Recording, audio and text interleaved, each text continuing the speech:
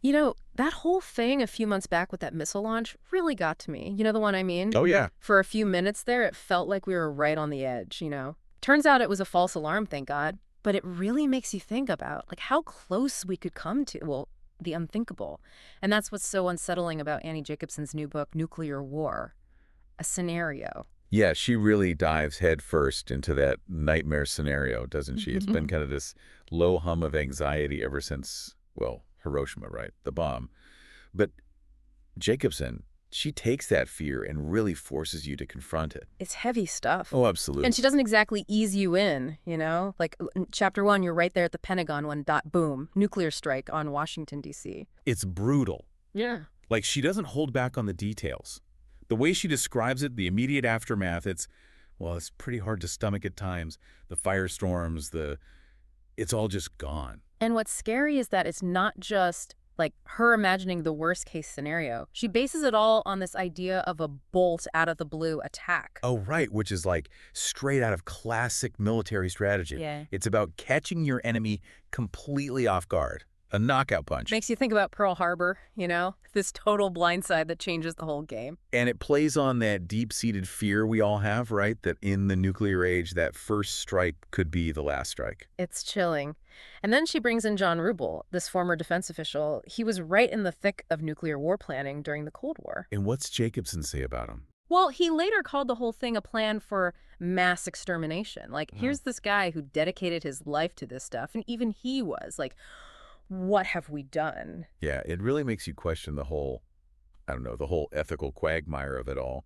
Planning for the unthinkable, but knowing that the plan itself is unthinkable. Exactly. And she doesn't stop there. Jacobsen puts you right there in the room in a nuclear bunker as this attack is happening. The president's got the black book in front of him, that thing they talk about with all the different nuclear strike options. Oh, God. Talk about pressure. Right, like millions of lives, and you've got, what, minutes to decide. How do you even process that kind of responsibility? And that's the whole terrifying logic of launch on warning.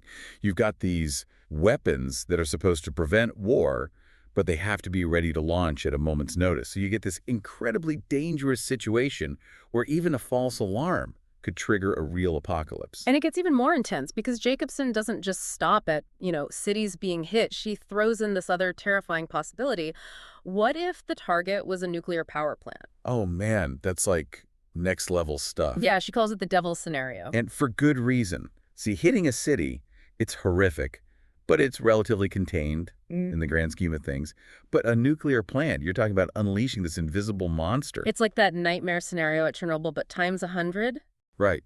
And the thing about radiation is it's not like a bomb going off. It's this insidious thing, this long-term contamination. Jacobsen talks about how some of these radioactive materials have these incredibly long half-lives. Meaning they're dangerous for, like, centuries? Yeah, we're talking tens of thousands of years in some cases. Yeah. It's the kind of thing that could literally make parts of the planet uninhabitable. And, it's easy to get caught up in the military strategy side of all this. But Jacobsen, she does this really powerful thing where she brings in the human element. She tells the story of Setsuko Thurlow. The Hiroshima survivor. Yeah, and her account of that day, Yeah. it's just devastating. You read that, and it really brings it home that we're not just talking about abstract numbers here. These are real people, real lives, completely upended. Exactly. And even with all the talk of, missile defense systems and all this high-tech stuff, Jacobsen makes it clear. There's no guarantee any of it would work. It's all well and good in theory, right? But in practice, Right. against a full-blown nuclear attack, she's pretty skeptical. And frankly, I think she's right to be. It's like trying to stop, I don't know, a hurricane with a fly swatter. Exactly.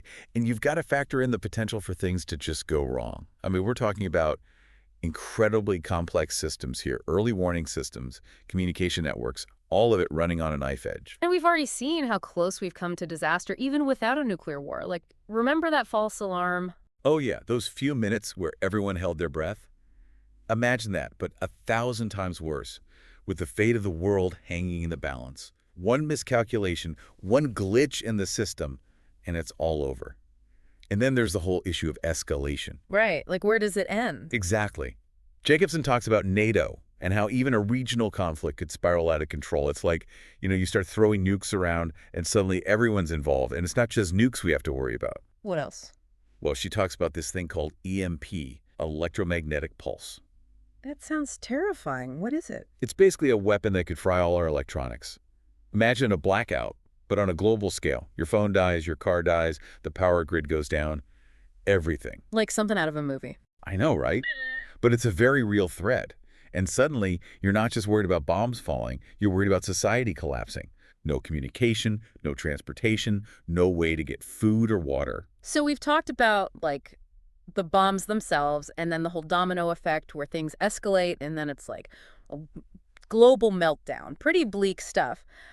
But Jacobsen doesn't just leave us there, right?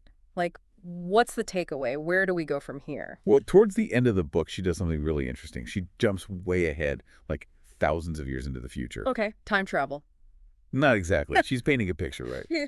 So she's talking about these future archaeologists, and they're digging up the ruins of our civilization. Like, we study ancient Rome or whatever. They're studying us. Wow. Sobering thought. Right. And Jacobsen focuses on this one place, Göbekli Tepe. Right. It was this ancient site, like really advanced for its time. Huge stone structure. I think I've heard of that. Isn't it crazy old? Like way older than Stonehenge. Way older. And that's Jacobsen's point. These people, whoever they were, they built this incredible thing, and then they vanished. It's just gone. Like, we had these tantalizing glimpses of their world, but we don't really know what happened to them. She's saying that could be us. Yeah. Like, we think we're so advanced, so secure. But are we that different from the people who built Göbekli Tepe? Will some future civilization be digging us up, trying to piece together what went wrong? It's like she's saying, all this progress, all this technology, it doesn't make us invincible. It might even make us more vulnerable.